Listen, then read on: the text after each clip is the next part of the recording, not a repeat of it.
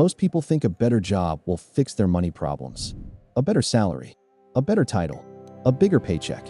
And for a while, that idea feels true. Because when you are struggling with money, earning more feels like the obvious answer. If the bills are hard to pay, more income should help. If saving feels impossible, more income should help. If life feels stressful, more income should help.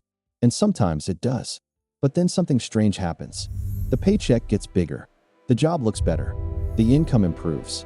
And somehow, the stress does not disappear. The bank account still feels tight. The credit card still gets used. The bills still arrive. And by the end of the month, the same question comes back. Why do I have a good job, but still feel broke? This is Finn Parker. Finn works hard. He is responsible. He is not lazy. He is not careless.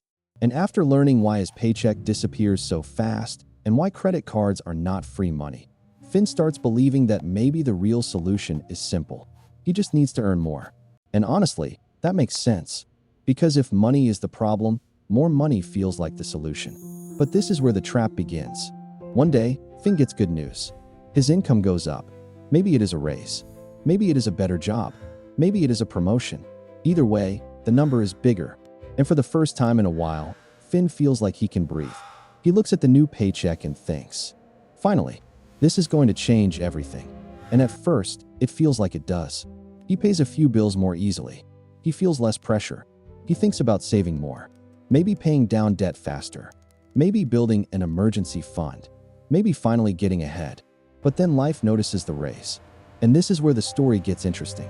Because the moment Finn earns more, new choices begin to look reasonable. The apartment that used to feel too expensive now feels possible. The car payment that used to feel risky now feels manageable. Eating out more often does not feel like a big deal. A few nicer clothes feel deserved.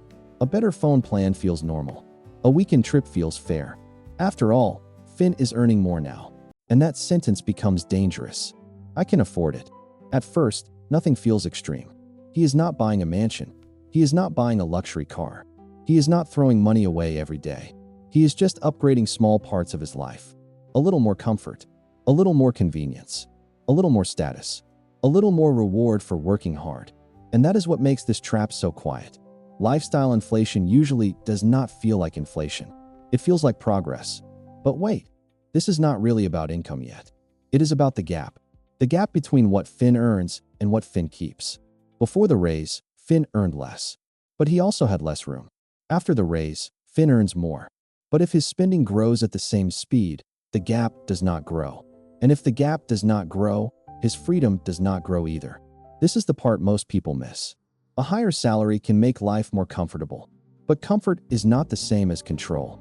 Finn starts noticing this after a few months. His paycheck is bigger than before, but his account still drops fast. His bills are easier to pay, but there are more of them.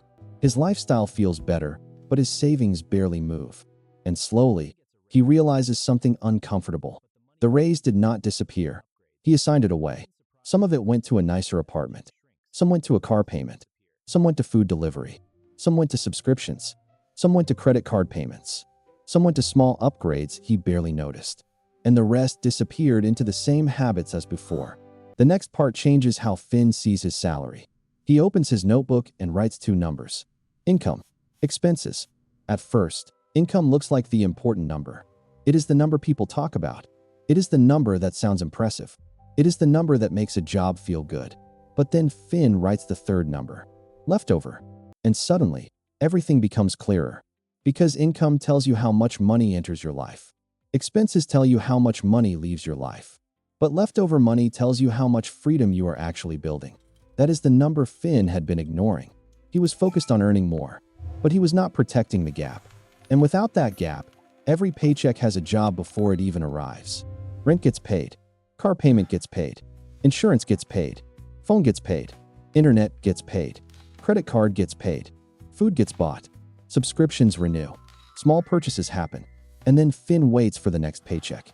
This is where a good job can quietly become a cage. Not because the job is bad. Not because earning money is bad. But because the paycheck becomes the thing keeping the whole lifestyle standing. If the paycheck stops, everything shakes. If one emergency happens, the credit card comes back. If one bill is bigger than expected, the budget breaks. And even with a good job, Finn still feels like he cannot stop moving. That is the paycheck trap. You earn, you spend, you wait, you earn again. And the better job does not free you if the better income only builds a more expensive version of the same cycle. Now, this does not mean Finn should never enjoy his money. That is not the lesson. Money is not only for bills. Money is not only for saving. Money is not only for some future version of life. It is okay to enjoy progress. It is okay to buy comfort. It is okay to reward yourself. But the problem begins when every raise becomes permission to increase spending before it becomes a chance to increase freedom. That is the difference. Finn does not need to avoid every upgrade. He needs to choose which upgrades are actually worth the freedom they cost.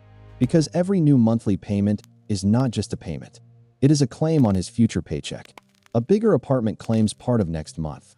A car payment claims part of next month. A subscription claims part of next month. A credit card balance claims part of next month. And when too many things claim the next paycheck before it arrives, Finn can have a good job and still feel broke. This is when Finn starts doing something different. The next time his income increases, he does not immediately ask, "What can I afford now?" He asks a better question. "What part of this raise can I keep?" That question changes everything. Because if Finn gets a raise and keeps none of it, his lifestyle grows, but his freedom stays the same.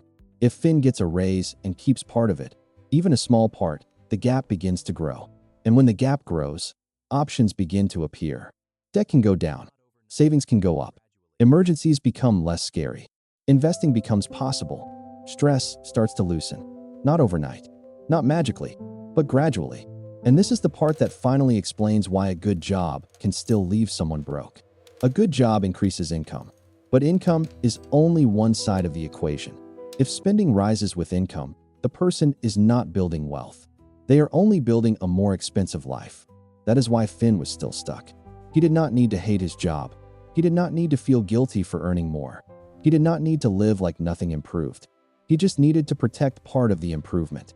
Because financial freedom is not built from income alone.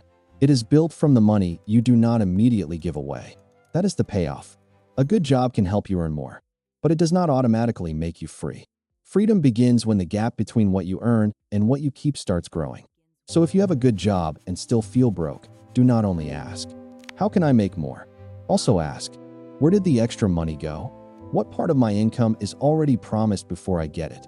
And what can I protect before my lifestyle absorbs it?" Because more income can change your life, but only if some of it stays with you. If you want to understand money in a simple way, subscribe to Money Made Simple. Here, we explain finance in plain English, one simple story at a time.